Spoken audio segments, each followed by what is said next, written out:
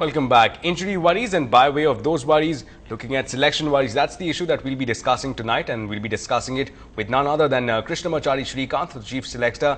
Chief Selector as far as the men in blue is concerned. Well, welcome to the show, Mr. Krish Srikanth. It's great having you here with us this evening.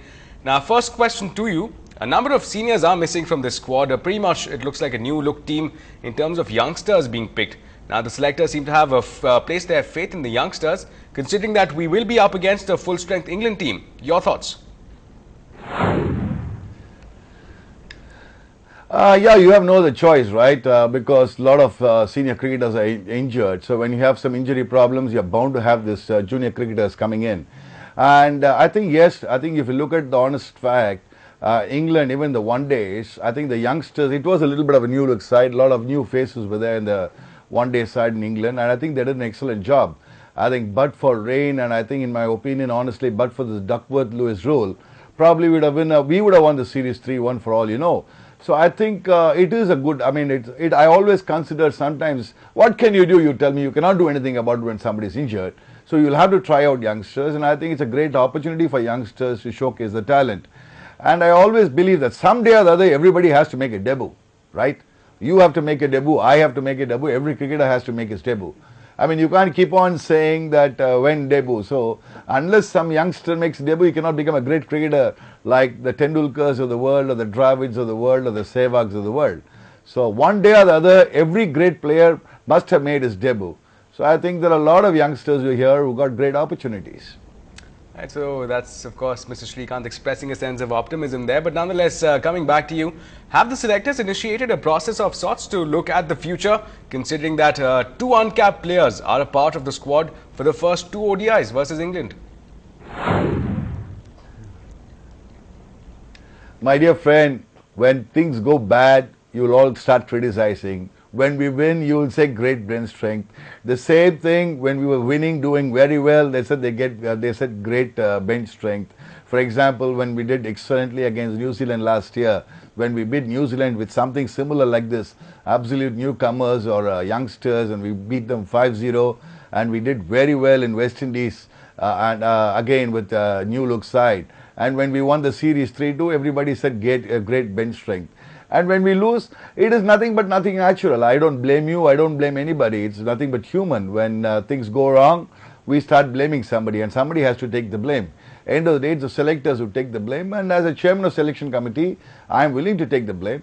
But I always believe that you always have bench strength. It is just that sometimes the bench strength clicks straight away. Sometimes some people take some time to click, right? I think it is the same for you, even in your NDTV. I mean, there are anchors who are all freshers, there are anchors who are all experienced men, correct? But someday or the other, the fresh anchors will have to come into the picture so that you also develop, give them the experience. It's the same thing in cricket, my dear friend, whether it's cricket, business, life, it's all the same. Sure, fair enough there. Of course, speaking about bench strength, let's see if the bench strength kicks in versus, of course, England in the revenge series. Now, of course, another issue that has been doing the rounds is exhaustion, is of course burnout. Now, will you be talking to MS Dhoni and other players about the rest issue? Now, lots of talk about players needing rest. So, will you be talking to cricketers about which series they can perhaps skip, etc.?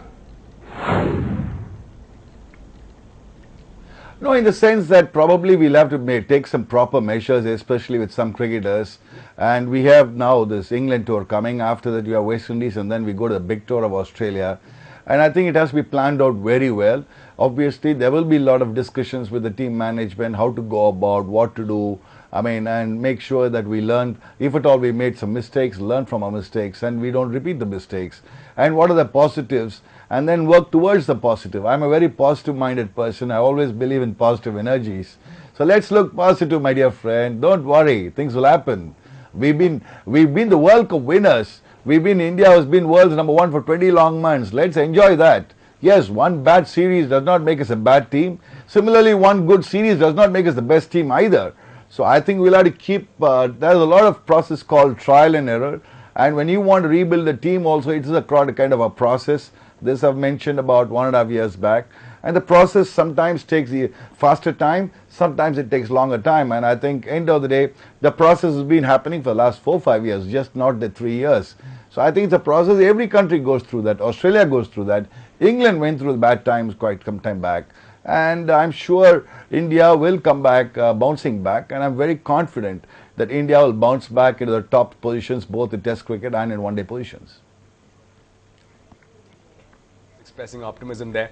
Now, of course, shifting focus from cricket at this point. Now, you are from Chennai, and while Chennai is considered by many as a motorsports hub, yet we see Formula One coming to India. Of course, your reactions given the fact that it is coming to India, but of course, it's going to hurt that it's in Delhi and not in Chennai right here.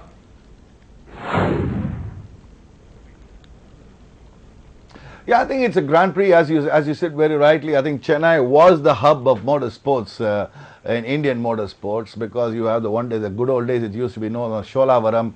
Now it's Iringa Kotai, and a lot of sponsors here, a lot of interest in motorsports in Chennai-based region, southern-based region, and that's why I think Vijay Mallya himself has taken a Formula One team. And I think it is a good. I think I'm very happy that Formula One is coming into India, because it's a huge thing. Let's not forget, and I think it's a huge sporting event in the world. And a huge sporting event like F1, Formula One coming into India itself is what should I say, a feather in the cap for the Indians as such. And I think hopefully, God willing, I'm sure it will go on very successfully. And it might take some time to really click in India, but probably. I'm sure it is going to be a big success, and a lot of people are going to start watching motorsports. The youngsters are already into motorsports. You ask my sons, they all probably know more about cars and motorsports. Unfortunately, a guy like me, I don't know much, but I have a lot of my friends who are in the motorsports, like Vijay Mallya and his friends, Vicky Chandok. A lot of those guys are in the motorsports. So I just have a chat with them. I have a close friend of mine who's, his name is Vikram, who's mad after this motorsports. I don't know much about it. My sons talk about this driver, that team, this team.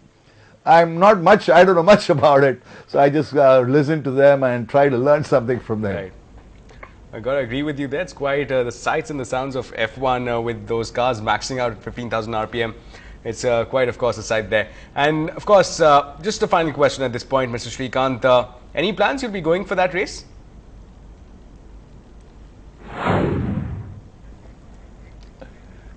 I don't know. I might just drop in sometime. I really don't know, but I've not made up my mind, and I really don't know, my dear friend. But I think my focus obviously will be on cricket, because as you know, it's going to be a power-packed cricket season, and let's do it. And I always believe that people like you people, the media, the public, keeps repeating this several times. You pump in positive energy among the Indian cricketers, and then we will see what the Indian cricketers will do. Absolutely, fair enough. Thank you, Mr. Krishnamacharya Srikanth, for sparing your time and joining us this evening. It's great having you. And of course, we wish you and of course the men in blue the very best of luck. And well, heading into a short break now, but it's the biggest Diwali release and has all the ingredients of a blockbuster. We bring to you exclusive trailer of Surya's Eram Arivu. That's up on the other side.